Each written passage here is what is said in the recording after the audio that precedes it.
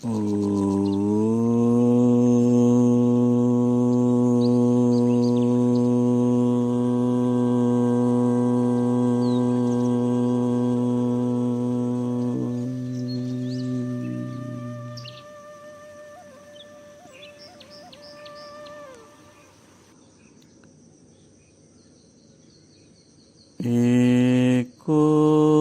देवः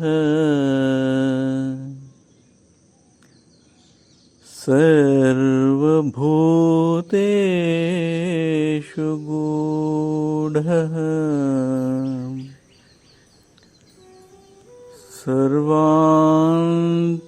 सर्वान्तर्यामी सद्गुरुवे नमो नमः.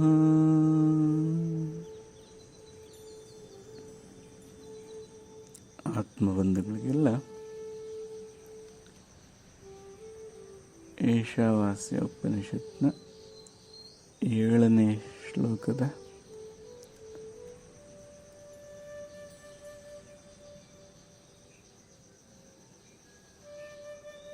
ಒಂದು ಸತ್ಸಂಗಕ್ಕೆ ಸ್ವಾಗತ ಹಾಗೂ ಶುಭೋದಯ.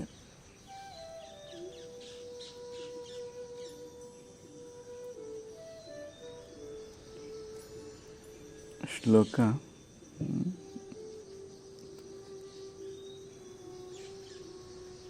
ಹೀಗೆ ಪ್ರಾರಂಭ ಆಗ್ತದೆ.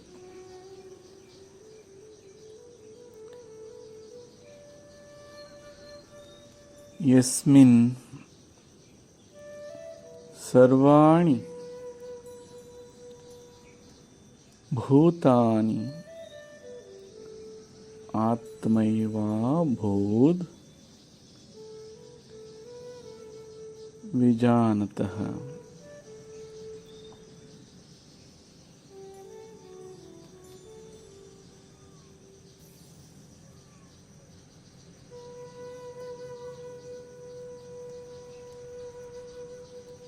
ಯಾವಾಗ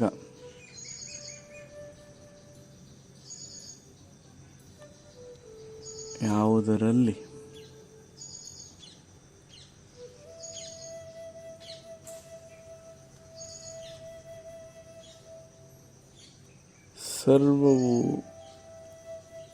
ಸರ್ವ ವಸ್ತುಗಳು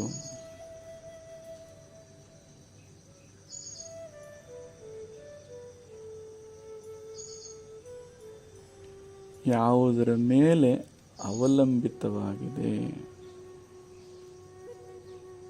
ಯಾವುದರ ಮೇಲೆ ಮಾತ್ರ ಅವಲಂಬಿತವಾಗಿದೆ ಅನ್ನೋದನ್ನು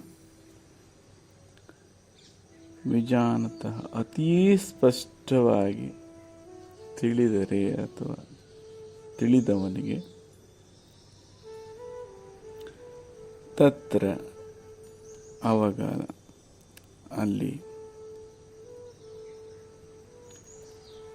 ಕೋ ಮೋಹಃ ಕಃ ಶೋಕಃ ಏಕತ್ವಂ ಉಪಶ್ಯತಃ.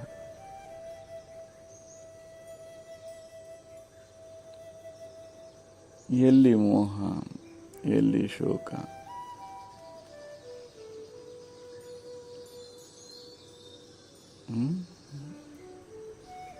ಯಾವ ಮೋಹ ಯಾವ ಶೋಕ, ಏಕತ್ವಂ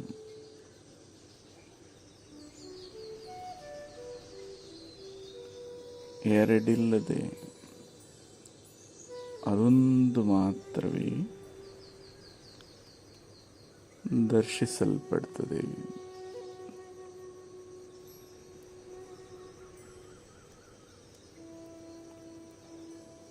ಕಾಣಲ್ಪಡ್ತದೆ.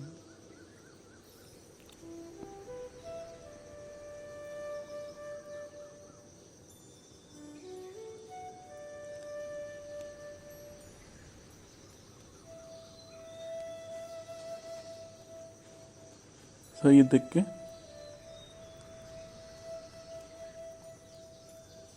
ಶುದ್ಧ ಅನುಭವ ಬೇಕು.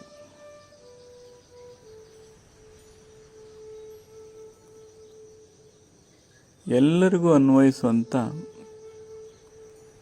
ಒಂದು ಘಟನೆ, ಅನುಭವ, ಸ್ವಲ್ಪ ಸಾಕ್ಷಿತ್ವ, ಗಮನ, ಗ್ರಹಣೆ ಇದ್ದಿದ್ದೇ ಆದರೆ ಇಲ್ಲಿ ಉಲ್ಲೇಖಿಸಿರೋದನ್ನು ಎಲ್ಲರೂ ಅದನ್ನು ಒಂದು ಕಂಪ್ಯಾರಿಸನ್ ಅಥವಾ ಉಪಮಿಸ್ಕೊಳ್ಳೋದಕ್ಕೆ ಸಾಧ್ಯ ಇದೆ. ಅದು ಎಲ್ಲ ಅವಸ್ಥೆಗಳನ್ನು ದಾಟಿ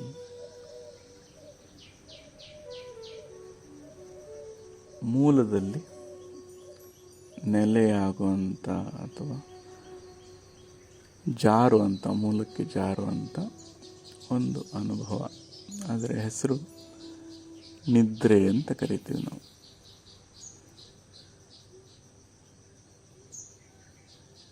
ಅಲ್ಲಿ ಬೇಕಾಗಿರೋದು ನಮಗೆ ಸ್ವಲ್ಪ ತೀಕ್ಷ್ಣವಾಗಿ ಗಮನಿಸುವಂಥ ಒಂದು ಸಾಮರ್ಥ್ಯ. ಗಮನದಿಂದ ಮಾತ್ರವೇ ಗ್ರಹಣೆ ಉಂಟಾಗ್ತದೆ. ಮತ್ತು ಅದಕ್ಕೆ ಸಾಕ್ಷಿಯಾಗುವಂಥ, ಇಲ್ಲಿ ಸಾಕ್ಷಿ ಅಂದರೆ ಏಕವಾಗಿ ಉಳ್ಕೊಳ್ಳುವಂಥದ್ದು. ಇನ್ನೊಂದನ್ನು ಹೇಳಿದ್ರೆ ಆಗ ಅದು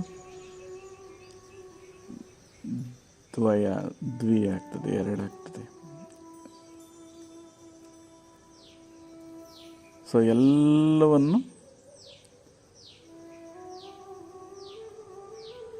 ಯಾವುದಕ್ಕೂ ಮೆತ್ತುಕೊಳ್ಳದೆ ಇರೋಂಥ ನಿಜವಾದ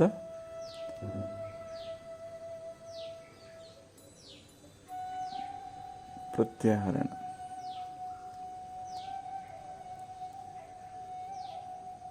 ಪ್ರತ್ಯೇಕವಾಗಿ ಪ್ರತ್ಯೇಕಿಸಿ ತಾನು ಮಾತ್ರ ಉಳ್ಕೊಳ್ಳುವಂಥ ಏನಿದು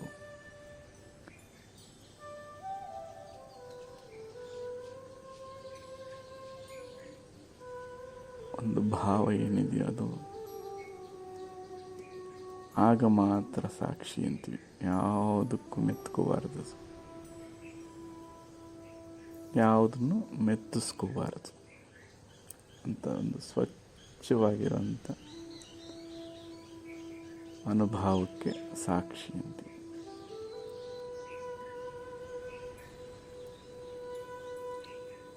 ಸರಿ, ಈಗ ಹೇಗೆ ಜಾರ್ತಾ ಇದ್ದಾನೆ ಅಂತ. ಜಾಗೃತ್,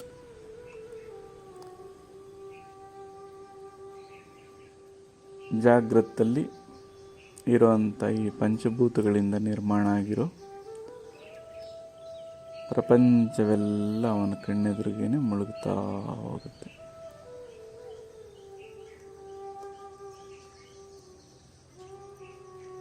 ಅಲ್ಲಿಂದ ಸ್ವಪ್ನ ಅನ್ನೋ ಅವಸ್ಥೆಗೆ ಹೋಗ್ತಾನೆ.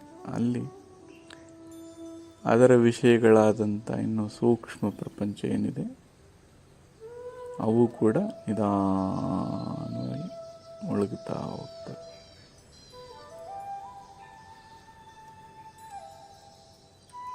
ಅದಾದ ಮೇಲೆ ಸುಷುಪ್ತಿ ಅಂತಕ್ಕಂಥ ಒಂದು ಕೇವಲ ಇರುವಿಕೆ, ನಾನು ಮಾತ್ರ ಇರುವಿಕೆ ಅಂತ ಒಂದು ಅವಸ್ಥೆಗೆ ಜಾರ್ತಾನೆ. ಅದಾದ ಮೇಲೆ ನಾನು ಇದ್ದೀನಿ ಅನ್ನೋ ಭಾವವನ್ನು ಕಳ್ಕೊಂಡು ಚತುರ್ಥ ಅವಸ್ಥೆ, ನಾಲ್ಕನೇ ತುರ್ಯ ಅಂತ ಏನು ಕರಿತೀವಿ, ಅದಕ್ಕೆ ಜಾರ್ತಾನೆ.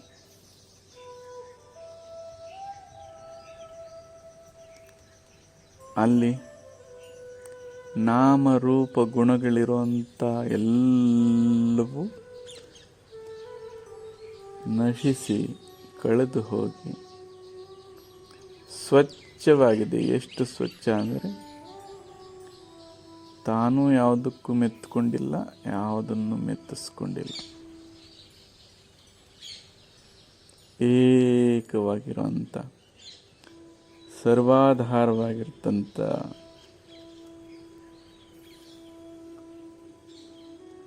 ಒಂದು ಮೂಲ ಸ್ವರೂಪವೆಂದೆ ಅದಕ್ಕೆ ಜಾರುತ್ತೆ. ಇಲ್ಲಿ ಅದಕ್ಕೆ ಆತ್ಮ ಅನ್ನುವಂಥ ಶಬ್ದವನ್ನು ಇಲ್ಲಿ ಬಳಸ್ತಾ ಇದ್ದಾರೆ. ಭೂದ್ ಅಂದರೆ ಯಾವುದರ ಮೇಲೆ ಇದೆಲ್ಲ ಅವಲಂಬಿತ ಆಗಿದೆಯೋ,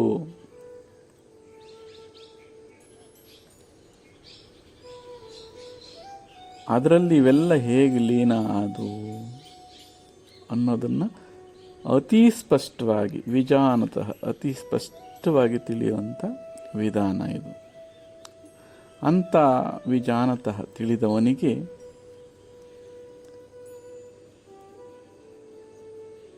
ತತ್ರ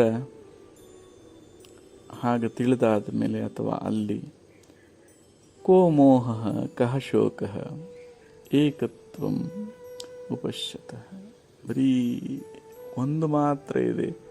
ನ ಪಾಪ ನ ಪುಣ್ಯ ನ ಧರ್ಮ ನ ಕರ್ಮ ನ ಗುರೋರ್ ನ ಶಿಷ್ಯ, ಏನೇನು ಇಲ್ಲದೆ ಎಲ್ಲವೂ ಏಕವಾಗಿ ಹೇಗಾದರೂ ಮಾಡಿ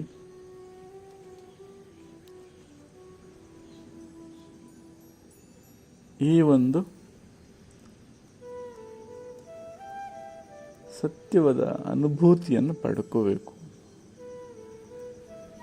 ಹೇಗಾದರೂ ಸರಿ ಊಟ ಮಾಡಬೇಕು ಅಂತ ಹೇಗೆ ಮಾಡ್ತಿರೋ, ಅದನ್ನು ಸ್ವಂತ ಮಾಡ್ಕೊಂಡು ಮಾಡ್ತಿರೋ ಅಥವಾ ಬೇರೆಯವ್ರು ಮಾಡಿರೋದನ್ನ ತಗೊಳ್ತಿರೋ,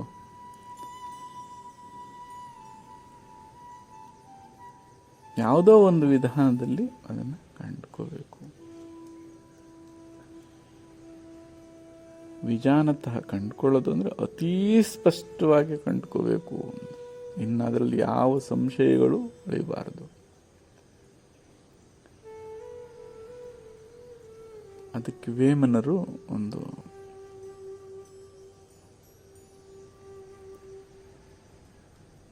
ಪದ್ಯ ಬಳಸ್ತಾರೆ. ಇಲ್ಲಿ ವಚನ ಇದೆ ಅವರು: ನಿದ್ರಲೋನಿ ನಿದ್ರ ನಿಜముగా తెలిసితే భద్రమౌను బ్రహ్మవిద్య, నిద్ర తెలిసినవాడు నిజమైన యోగిరా. ನಿದ್ರೆಯಲ್ಲಿನ ನಿದ್ರೆಯ ನಿಜವಾಗಿ ಅರಿತೊಡೆ ಭದ್ರಬಹುದು ಬ್ರಹ್ಮವಿದ್ಯೆ. ನಿದ್ರೆ ಅರಿತವ ನಿಜವಾದ ಯೋಗಿಯು. ಎಲ್ಲರಿಗೂ ಅನ್ವಯಿಸುತ್ತೆ ಇದು. ಮೂಕನೋ ಕಿವುಡನೋ ಕುರುಡನೋ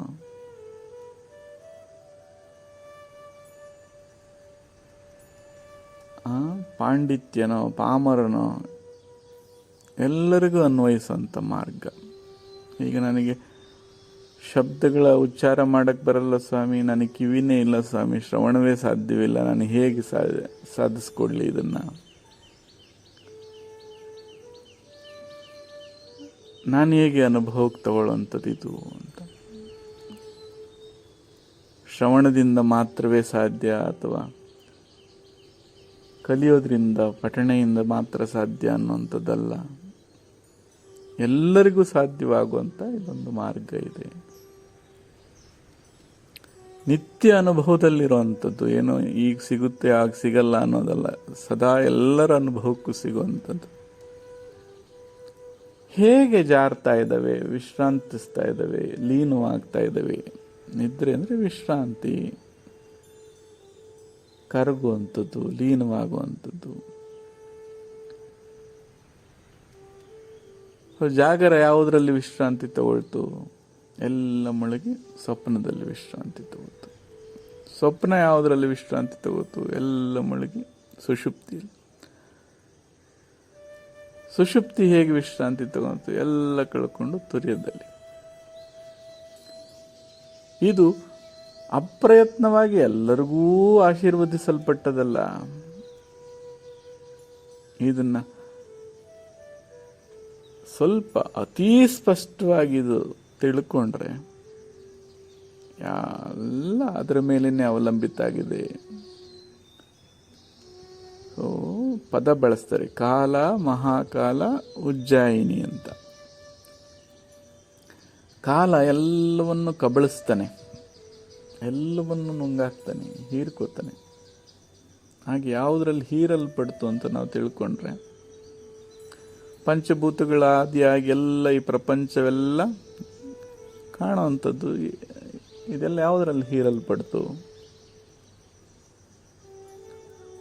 ಕಾಲನಲ್ಲಿ, ಅಥವಾ ನಾವು ಕರೆಯುವಂಥ ಅನುಭವದಲ್ಲಿ ನಮಗೆ ಸಿಗುವಂಥ ಈ ಸ್ಥೂಲವೆಲ್ಲ ಸೂಕ್ಷ್ಮ ಆ ಸ್ವಪ್ನದಲ್ಲಿ ಹೀರಲ್ಪಡ್ತು.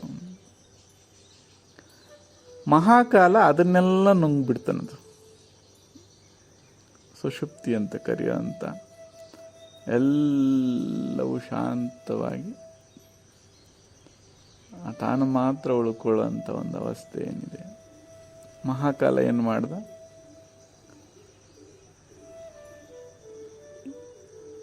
ಈ ಉಳಿದ ಅಲುಗಾಟಗಳನ್ನು ತನ್ನಲ್ಲಿ ಲೀನ ಮಾಡಿಕೊಂಡ. ಹಾಗೆ ಜಾಗ್ರತ್ ಸ್ವಪ್ನಗಳು ಸುಷುಪ್ತಿಯಲ್ಲಿ ಲೀನವಾದವು.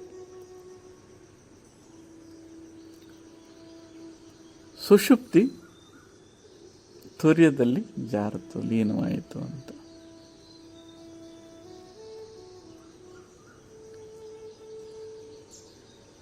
ಸೊ ಕಾಲ ಮಹಾಕಾಲರಿಗೆ ಉಜ್ಜಯಿನಿ ಅಂತ. ಉಜ್ಜಯಿನಿ ಅಂದರೆ ಅವಕಾಶ ಅಂತ, ಶುದ್ಧ ಅವಕಾಶ. ಸೊ ಯಾವುದರಲ್ಲಿ, ಯಾವುದರ ಮೇಲೆ ಭೂತ್ ಅಂದರೆ ಯಾವುದರ ಮೇಲೆ ಅವಲಂಬಿತವಾಗಿದೆಯೋ ಅದಕ್ಕೆ ಹೆಸರು ಇವರು ಆತ್ಮ ಅಂತ ಕರಿತಾ ಇದ್ದಾರೆ, ಅವರು ಉಜ್ಜಯಿನಿ ಅಂತ ಕರಿತಾ ಇದ್ದಾರೆ, ಇಲ್ಲಿ ಚತುರ್ಥ ಅಂತ ಕರಿತೀವಿ. ಏನಾದರೂ ಕರ್ಕೊಳ್ಳಿ ಹೆಸರು, ಆದರೆ ಯಾವುದರ ಮೇಲೆ ಎಲ್ಲವೂ ಅವಲಂಬಿತವಾಗಿದೆಯೋ ಅದನ್ನು ಅತಿ ಸ್ಪಷ್ಟವಾಗಿ ನಿಜಮುಗ ತಿಳಿಸಿದೆ. ವಿಜಾನತಃ ಅತಿ ಸ್ಪಷ್ಟವಾಗಿ ತಿಳಿದರೆ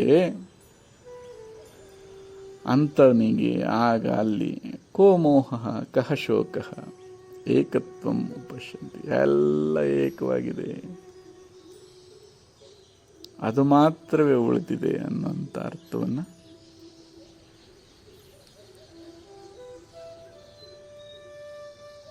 ಬಹುವಿಧವಾಗಿ ಎಲ್ಲರೂ ಹೇಳೋದಕ್ಕೆ ಪ್ರಯತ್ನ ಮಾಡಿದ್ದಾರೆ. ಹಾಗೆ ಇದನ್ನು ಗ್ರಹಿಸೋದಕ್ಕೆ ತಿಳಿದಂಥ ಮಹಾತ್ಮರ ಬಳಿ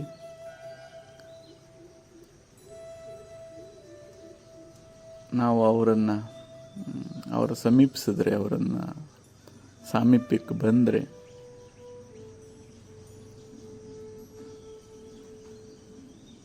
ಆ ಉಪಸ್ಥಿತಿ ಕರುಣೆಯಿಂದ ನಮ್ಮ ಗಮನ ಗ್ರಹಣೆ, ಆ ಸಾಕ್ಷಿತ್ವ ಔನ್ನತ್ಯಕ್ಕೇರಿ ಇದನ್ನು ಅನುಭವದಲ್ಲಿ ಸಿದ್ಧಿಸೋದಕ್ಕೆ ಸಾಧ್ಯ ಇದೆ.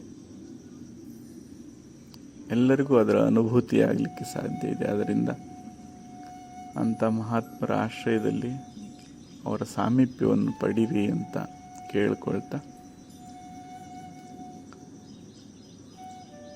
ಈ 7ನೇ ಶ್ಲೋಕವನ್ನು ಇಂದು ಇಲ್ಲಿಗೆ ಸಮಾಪ್ತಿ ಮಾಡೋಣಪ್ಪ. ಸರ್ವರಿಗೂ ಶುಭವಾಗಲಿ.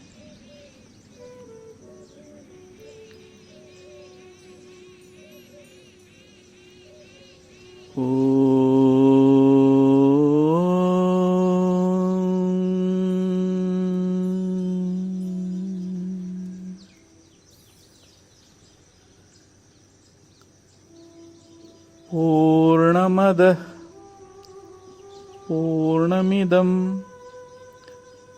पूर्णात् पूर्णम् उदच्यते पूर्णस्य पूर्णम् आदाय पूर्णम् एवावशिष्यते.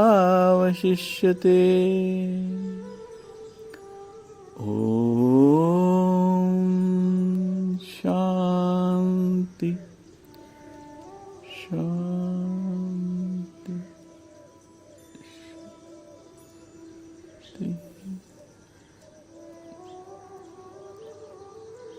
जय सद्गुरु. ಮತ್ತೆ ಸಿಗೋಣಪ್ಪ. ನಮಸ್ತೆ.